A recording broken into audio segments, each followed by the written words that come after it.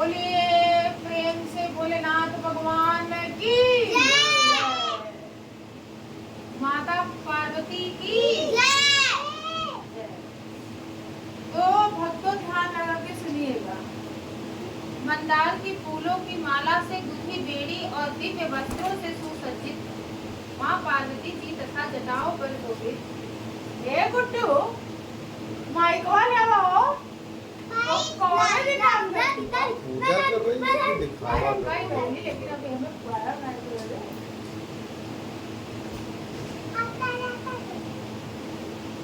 अभी 9 बजा, ज़्यादा नहीं।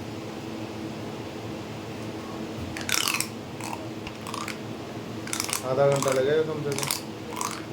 हाँ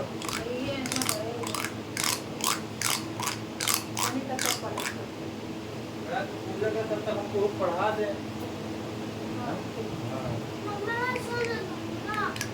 मंदार के फूलों की माला से बेड़ी और दिव्य वस्त्रों से सुसज्जित माँ पार्वती जी तथा जटाओं पर शोभित अर्धचंद्र कपालों की माला धारण किए दिगंबर शिव को मैं नमस्कार करता हूँ। एक समय परम पवित्र भूमि कैलाश जितने लोग सुन नहीं रहे हैं, इनकी आवाज कम है, बाहर सुनाना है। अपने बागंबर पर विराजमान थे। बलवान वीरभद्र, श्रृंगी, भृंगी, नंदी आदि अपने अपने प्रहरों पर सदाशिव के दरबार की शोभा बढ़ा रहे थे। गंधर्व, किन्नर, ऋषिगण भगवान की विभिन्न स्तुति गान कर विभिन्न प्रकार के वाद्यों का बजाने में संलग्न थे। उसी सुअवसर पर माता पार्वती जी ने भगवान शिव से दोनों हाथ जोड़कर प्रश्न किया, हे महेश्वर, मेरे बड़े सौभाग्य है जो मैंने आप सरीखे अर्धांगी पति को वर्ण किया। यदि आप प्रसन्न हो तो क्या मैं जान सकती हूँ कि मैंने वह कौन सा पुण्य दान किया है जिससे आप जैसे जगत के स्वामी के रूप में मुझे प्राप्त हुआ है। आप अंतर्यामी ही है, यह मुझ दासी को बताने की कृपा करे। तब पार्वती जी की ऐसी प्रार्थना सुनकर शिव जी बोले, हुए वाराणसी, उस समय तुमने एक अति उत्तम पुण्य का संग्रह किया था जो एक अति गुप्त व्रत है जिससे तुमसे कहता हूँ। यह व्रत भाद्रपद मास शुक्ल पक्ष की 30 का व्रत है जो हरितालिका के नाम से प्रसिद्ध है। यह व्रत जैसे तारागणों में चंद्रमा, नवग्रहों में सूर्य, ब्राह्मण, नदियों में गंगा, पुराणों, महाभारत, वेदों में शाम, इंद्रियों में ऐसा यह व्रत श्रेष्ठ पड़े तो वह और भी विधायक होता है। ऐसा सुनकर पार्वती जी ने पूछा, हे महेश्वर, मैंने कब और कैसे यह व्रत किया? विस्तार के साथ श्रवण करने की इच्छा। इतना सुन भगवान शंकर बोले कि यह उमा बार सुन ले बता देख जाए कि ना पढ़िए का संपदा खनिज से युक्त है। ये शिखरों वाली छोटी रूपी भुजाओं से आकाश की सत्ता और गंगा कर शब्दों से सत्ताएं मान रहता है। यहाँ नाना प्रकार के पक्षी करते हैं। जिसके राजा का नाम हिमाचल था, वहाँ उनके देव में कुछ भागवती रानी मैना से पैदा हुई थी। तुमने बाल्यकाल से ही मेरी आराधना करना आरंभ कर दिया। कुछ आयु बढ़ने का पुण्य हिमालय की दुर्गम गुफाओं में जाकर सहेली से ही तुझसे पाने के तुम्हारे पर तक प्रारंभ किया जिसमें तुमने किस ऋतु कारण बैठ जाओ बेटा, दौड़ो नहीं, बैठ जाओ वर्षा ऋतु में बाहर पानी में करके पानी में खड़े होकर मेरे ध्यान में संलग्न रहे। इस प्रकार 6 ऋतु में तपस्या कर ली। जब मेरे दर्शन न मिले तब तुमने ऊर्ध्वमुख होकर केवल वायु सेवन की वृक्षों के छोटे पत्ते खाकर शरीर को छीन के तुम्हारी इतनी कठिन तपस्या करने पर मैं उस उपयुक्त समय की प्रतीक्षा करता रहा जब तुम्हारी तपस्या और अधिक कठोर हो और तुम्हारे पिता के हृदय में तुम्हारे विवाह का विचार उत्पन्न हो। एक दिन तुम्हारे तेजस्वी स्वरूप और तुम्हारी विवाह योग्य आयु को देखकर तुम्हारे पिता को चिंता होने लगी कि मुझे अपनी ऐसी कन्या के लिए उपयुक्त वर की खोज करनी चाहिए। उन्हीं दिनों नारद जी भ्रमण करते हुए वहाँ को देखा। यह जानकर तुम्हारे पिता के यहाँ गए। राजा ने हर्ष के साथ का स्वागत पूजन किया और उन्हें योग्य आसन देकर उनसे उपस्थित होने का कारण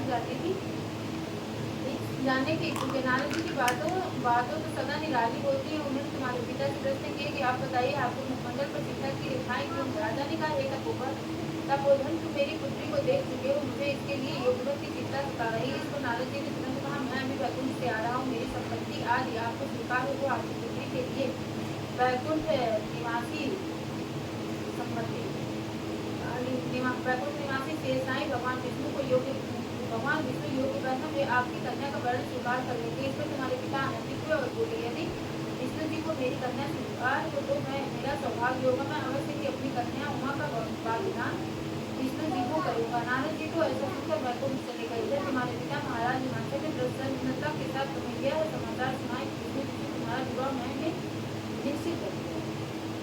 ऐसा सुनते ही तुमने महान दुख में अपने को को पाया और अपने पिता के चले जाने के पश्चात कुंवर्तन ने व्याकुल को विलाप करने लगी। प्राण त्यागने की बात सोचने लगी। जब तुम्हारी सखी तुम्हें इस प्रकार दुखी देखा तो कालों के साथ तुमने अपनी सखी को वृतांत सुनाया। सब वृतांत सुना और कहा कि तुम जानती हो कि मैंने कैलाश के महादेव के लिए तप किया है और मैं उनको अपना पति मान चुकी हूँ। मैं प्राण त्याग कर त्यागने के अंतिम मैं क्या करना चाहूँगी। तो तुम्हारी सखी ने तुम्हें सांत्वना देते हुए कहा, देवी तुम प्राण त्यागने की कोई क्यों सोचती हो। मैं तुम्हें ऐसे स्थान पर ले चलूंगी जहाँ आपको आपके पिताजी अथवा कोई अन्य खोज न सकेगा। वहाँ तपस्या में तब तक नहीं रहना जब तक कि महेश्वर के साथ न हो तुम्हारा वर्णन न कर ले। गुफा में प्रवेश कर वहाँ मेरे नाम की तपस्या करने वाली थी। हाथ पर जिसको प्रतिहस्त नक्षत्र युग दिया को तुमने उपवास रखकर बालू से शिवलिंग की स्थापना की और पूजन कर रात्रि जागरण किया। तब तुम्हारी तपस्या और व्रत पूजन से मैं आंदोलित हो उठा और मैंने तुम्हें प्रकट दर्शन दिया एवं तुमने तुमसे वरदान मांगने को कहा। जब तुमने लज्जायुक्त को अपने सिर को झुकाए कहा, आप सब जानते हैं यदि आप मुझसे प्रसन्न हैं तो मुझे अपने अर्धांगिनी रूप में स्वीकार करें। तब प्रसन्न मैंने तुम्हारी मनोकामना की पूर्ति करना स्वीकार किया और कैलाश लौट आया। इधर तुम्हारे अपने घर से इस प्रकार बिना कहे चले जाने पर तुम्हें बहुत खोजा गया, घर घर और बच्चों को बहुत ढूंढा गया, किंतु तुम्हारे न मिलने पर राजा हिमांशु कहने लगे कि हमारी कन्या को कौन सा देवदान और गंधर्व कहाँ घर ले गया। तुम्हारे पिता तुम्हें कहीं ने पाकर और भगवान विष्णु के साथ तुम्हारे विवाह का वचन भंग होने की चिंता में दुखी हो एक बार तो घोषित होकर चुप रहे थे। तुमने अपने व्रत अनुष्ठान की पूरे होने पर व्रत का पालन किया, समस्त पूजन सामग्री को नदी में विसर्जित कर स्नान किया। उसी समय तुम्हारे नगर निवासी मंत्री ने पिता हिमांशु के साथ महापौर था। तुमको सखी सहित पाकर प्रसन्नता को प्राप्त हुई। तुमसे लिपट कर रोने लग तो बोले, उमा तुम बिना बताए विमान का पत्नी कैसे चली आई। जानते मजाक रिश्ता तुम्हारे रिश्ता होगा निवासी यहाँ से फंसे अब तक रह सकते हो। चलो अब घर चलो, देखो तुम्हारी माता आज सभी तुम्हारे इस प्रकार चले आने से रुक गई है।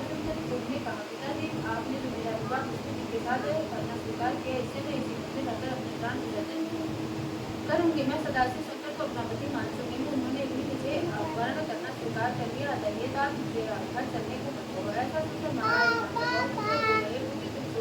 मैं तुम्हारा विवाह भगवान विष्णु के साथ करा दूंगा और तुम्हारा अभिषेक जो तुम्हें प्राप्त है उन्हीं सदाशिव के साथ तुम्हारा विवाह करूंगा। घर चले इतना कर इतना सुनकर तुम मुझे अपनी सहेली के साथ घर में आई और माता तथा सहेलियों से मिली तथा सभी और आनंद और प्रसन्नता छा गई। एक जो मोर तुम देख के साथ तुम्हारे पिता हिमाचल और माता महारानी मैना ने हमारे साथ तुम्हारा विवाह करके हे पार्वती के प्रभाव से तुमने ऐसे सौभाग्य को प्राप्त किया है। यह व्रतराज मैंने अब तक किसी को नहीं बताया है। सौभाग्यशाली सहेली ने तुम्हारा व्रत कर हिमालय की गुफा में रख 30 के दिन जो मेरा व्रत कराया उसी से इसका नाम हरितालिका तीज पड़ा और सब व्रतों का व्रतराज हुआ। भोलेनाथ शिव शंकर से यह सब प्राचीन कथा सुनकर माता पार्वती अति प्रसन्न हुई और बोली, प्रभु आपने मेरे साथ अपने होने की कथा सुनाकर मुझे प्रसन्न किया। परिश्रम के करने का जो ज्ञान है वह इससे प्राप्त होने वाला फल मुझे नहीं बताया। कृपा करके उसके बारे में जिसको करने की बुद्धि और पुस्तक फल भी सुनाइए। इतना सुनकर भगवान सदाशिव कुमार देव इस धर्मराज का विधान तथा फल यह व्रत सौभाग्यवती नारियों और सुंदर गुणवान पति चाहने वाली कन्याओं को करना चाहिए। भाद्रपद के शुक्ल पक्ष की द्वितीया के शाम को आरंभ करते हुए इस तीज के व्रत को धारण करें। व्रत निराहार अर्थात बिना आहार और निर्जला करना चाहिए। भगवान श्री पार्वती की सुवर्ण या मिट्टी की प्रतिमाओं को एक सुंदर वेदी पर स्थापना करें। केले पुष्प आदि के खंभे स्थापित करके रेशमी वस्त्र के चंदोआ काने गान वाद्य भेड़ी शंख मृदंग घंट आदि से रात्रि जागरण करना चाहिए। प्रातः भगवान शिव के पूजन के बाद फल फूल पकवान लड्डू मेवा तरह तरह के भोग की सामग्री समर्पण करें। फिर ब्राह्मण को द्रव्य अन्न वस्त्र पात्र आदि का दान श्रद्धायुक्त देना चाहिए। भगवान शिव को हर वस्त्र पंचाक्षरी मंत्र से नमः शिवाय कहकर अर्पण करना चाहिए। प्रार्थना के समय अपनी इच्छा से जो भगवान के सामने प्रेषित करें कि प्रणाम करें। फिर पार्वती जी से प्रार्थना इस प्रकार है।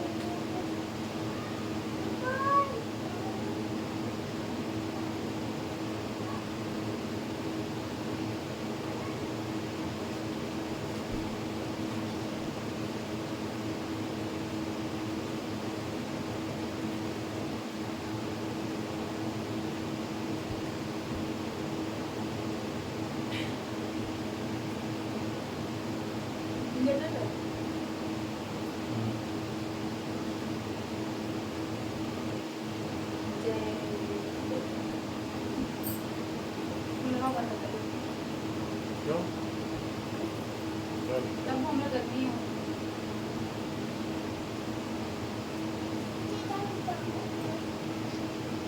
नहीं बंद नहीं करना। जय जय जय जय जय जय माता मेरी भागवती दाता तुम पार्वती शिव की प्यारी तुम हो माता आनंद पुरारी सती संतो मेरी तुम्हारी जय हो आनंद दाता जय जय जय जय जय माता। इस बार मैं तुमसे पाऊँ भूल चूक का दुख न उठाऊँ भाव भक्त से तुमको पाऊँ कर दो पूरन बाता जय जय माता जय जय माता जय जय मेरी माता। प्रार्थना के बाद पुष्पों को दोनों हाथों में लेकर पुष्पांजलि समर्पित करे फिर तुलसी को शिवलिंग नदी या तालाब में विसर्जन करे फिर 3 ब्राह्मणों को भोजन करा के दक्षिणा देवी। इस प्रकार यह व्रत पूर्ण करने से नारी सौभाग्यवती होती है तथा धन और पुत्र पौत्र से सुखी होकर जीवन व्यतीत करती है। कन्याओं को व्रत करने से बुद्धिमान वर प्राप्त होने का सौभाग्य मिलता है। हे देवी जो सौभाग्यवती नारी इस व्रत को नहीं धारण करती है वो बार वैधव्य एवं पुत्र सुख को प्राप्त होती है। जो नारी तृतीया के दिन व्रत रहकर चोरी से अन्न खाती है वह सुकरी का जन्म पाती है। जो फल खाती है वो गंदरिया की योनि प्राप्त करती है। जो जल पीती है वह जौंक का जन्म लेती है। जो दूध पीती है वह सर्पिणी का जन्म ग्रहण करती है। जो नारी मांस खाती है वो बांधनी होती है और जो दही खाती है वह बिल्ली का जन्म पाती है। जो मिठाई खाती है चींटी के जन्म को धारण करती है। जो सब चीजें खाती है वह मक्खी का जन्म लेती है। जो उस दिन सोती है वह अजगरी योनि को प्राप्त करती है और जो नारी अपने पति को धोखा देती है वो मुर्गी का जन्म धारण करती है। हे उमा जो इस व्रत को श्रद्धा विधि से धारण करती हैं वह निष्ठा पति प्राप्त करती हैं तथा दूसरे जन्म में तुम्हारे समान सर्वोत्तम हो करके इस संसार में उत्तम मान एवं सुख भोग को प्राप्त होती हैं। इस व्रत के करने के बाद नारियों से लोग वासनी बोलो शंकर भगवान की जय। माता पार्वती